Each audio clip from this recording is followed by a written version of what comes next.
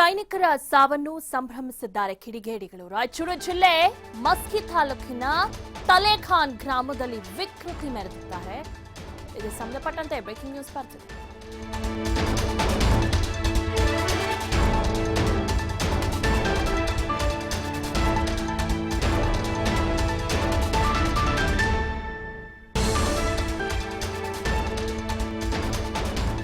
ಇಡೀ ದೇಶ ನೋವಿನಲ್ಲಿದ್ರೆ ನಮ್ಮ ದೇಶದಲ್ಲೇ ಇದ್ದುಕೊಂಡು ಸೈನಿಕರ ಸಾವನ್ನ ಸಂಭ್ರಮಿಸ್ತಾರೆ ಅಂದ್ರೆ ಕಿಡಿಗೇಡಿಗಳು. ಇವರಿಗೆ ಯಾವ ರೀತಿ ಶಿಕ್ಷೆಯನ್ನ ನೀಡಬೇಕು? ರಾಯಚೂರು ಜಿಲ್ಲೆ ಮಸ್ಕಿ ತಾಲೂಕಿನ ತಲೇಖಾನ್ ಗ್ರಾಮದಲ್ಲಿ ವಿಕೃತಿಯನ್ನ ಮೆರೆದಿದ್ದಾರೆ. ತಡರಾತ್ರಿ 15ಕ್ಕೂ ಹೆಚ್ಚು ಮಂದಿ ಪಟಾಕಿಯನ್ನ ಸಿಡಿಸಿ ಸಂಭ್ರಮಿಸಿದ್ದಾರೆ.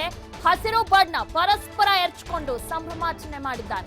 ಪೊಲೀಸರಿಗೆ ವಿಷಯ ತಿಳಿಯುತ್ತಿದ್ದಂತೆ ಕಿಡಿಗೇಡಿಗಳು ಅಲ್ಲಿಂದ ಪರಾರಿಯಾಗಿದ್ದಾರೆ. ನಮ್ಮ ದೇಶದಲ್ಲಿ ಈಗ ನಿಂತ್ಕೊಂಡು ನಮ್ಮ ದೇಶ ನೆಲ ಜಲ ಭಾಷೆ ಎಲ್ಲ ಇಟ್ಕೊಂಡು ಈ ರೀತಿ ಕೆಲಸವನ್ನ ಮಾಡ್ತಾರೆ ಅಂದ್ರೆ ನಿಜಕ್ಕೂ ಇವ್ರಿಗೆ ತಕ್ಕ ಶಿಕ್ಷೆ ಆಗಬೇಕು. ಇಡೀ ದೇಶ ನೋವಿನಲ್ಲಿದೆ. ಅವರ ಕುಟುಂಬಸ್ಥರು ಕಣ್ಣೀರಲ್ಲಿ ಕೈ ತೊಳಿತಿದ್ದಾರೆ. ಇಂತಹ ಸಂದರ್ಭದಲ್ಲಿ ವಿಕೃತಿಯನ್ನ ಮೆರೆಯುವಂತ ಪಾಪಿಗಳನ್ನ ಸುಮ್ಮನೆ ಬಿಡಬಾರ್ದು. ಪೊಲೀಸರಿಗೆ ಅವರಿಗೆ ತಕ್ಕವನ್ನ ಶಿಕ್ಷೆಯನ್ನ ನೀಡಬೇಕು ಅಂತ ಇಡೀ ಜನ ಕೂಡ ಕೇಳ್ತಾ ಇದ್ದಾರೆ. ರಾಯಚೂರು ಜಿಲ್ಲೆಯಲ್ಲಿ ಈ ರೀತಿ ವಿಕೃತಿಯನ್ನ ಮೆರೆದಿದ್ದಾರೆ. ರಾತ್ರಿ ಸುಮಾರು 15ಕ್ಕೂ ಹೆಚ್ಚು ಜನ ಅಂದ್ರೆ ಮಂದಿ ಅಲ್ಲಿ ಪಟಾಕಿ ಸಿಡಿಸಿ ಸಂಭ್ರಮಿಸಿದ್ದಾರೆ. ಹಸಿರು ಬಣ್ಣನ ಪರಸ್ಪರ ಎರಚಿಕೊಂಡು ಸಂಭ್ರಮಾಚರಣೆ ಮಾಡಿದ್ದಾರೆ. ಪೊಲೀಸರಿಗೆ ವಿಷಯ ತಿಳಿಯುತ್ತಿದ್ದಂತೆ ಅಲ್ಲಿದ್ದಂತ 15 ಮಂದಿ ಅಲ್ಲಿಂದ ಪರಾರಿಯಾಗಿದ್ದಾರೆ. ಈಗ 15 ಮಂದಿಯನ್ನ ಹುಡುಕುವಂತ ಪ್ರಯತ್ನವನ್ನ ಪೊಲೀಸರು ಮಾಡ್ತಾ ಇದ್ದಾರೆ. ಹುಡುಕಿದ ನಂತರ ಅವರಿಗೆ ತಕ್ಕ ಶಿಕ್ಷೆಯನ್ನ ಕೂಡ ನೀಡಲಾಗುತ್ತೆ. ಯಾಕಂದ್ರೆ ಸುಮಾರು 40ಕ್ಕೂ ಹೆಚ್ಚು ಯೋಧರು ಮೃತಪಟ್ಟಿದ್ದಾರೆ. ಅವರ ಇಡೀ ಕುಟುಂಬಸ್ಥರು ಕಣ್ಣೀರಲ್ಲಿ ಕೈ ತೊಳೆಯುತ್ತಿದ್ದಾರೆ.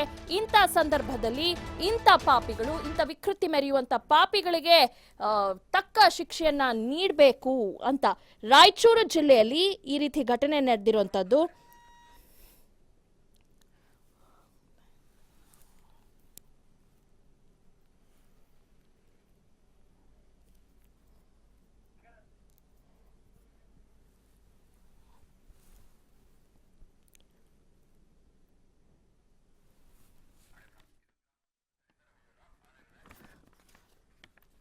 ಓಕೆ, ನೀವು ದೃಶ್ಯಾವಳಿಗಳಲ್ಲಿ ನೋಡ್ತಾ ಇದ್ದೀರಾ. ಗ್ರಾಮಸ್ಥರು ಅಲ್ಲಿದ್ದಾರೆ. ಸುಮಾರು 15 ಅಂದ್ರೆ ರಾಯಚೂರಿನಲ್ಲಿ 15 ಮಂದಿ ಈ ರೀತಿ ಮಾಡಿರೋದು. ಸಡನ್ ಆಗಿ ಏದೋ ಇನ್ಫಾರ್ಮೇಶನ್ ಕೂಡ ಕೊಟ್ಟಿದ್ದಾರೆ. ಸೈನಿಕನ ವೀರ ಮರಣದಲ್ಲೂ ಕೂಡ ಕಿಡಿಗೇಡಿಗಳು ಸಂಭ್ರಮಿಸಿದ್ದಾರೆ. ತಡರಾತ್ರಿ ಅವರು ಸಂಭ್ರಮಿಸಿರುವಂತದ್ದು. 15ಕ್ಕೂ ಹೆಚ್ಚು ಮಂದಿ ವಿಕೃತಿಯನ್ನ ಮೆರೆದಿದ್ದಾರೆ. ಇಡೀ ದೇಶ ನೋವಿನಲ್ಲಿದೆ. ಆದ್ರೆ ಅವ್ರಿಗೆ ಸಂಭ್ರಮಾಚರಣೆ.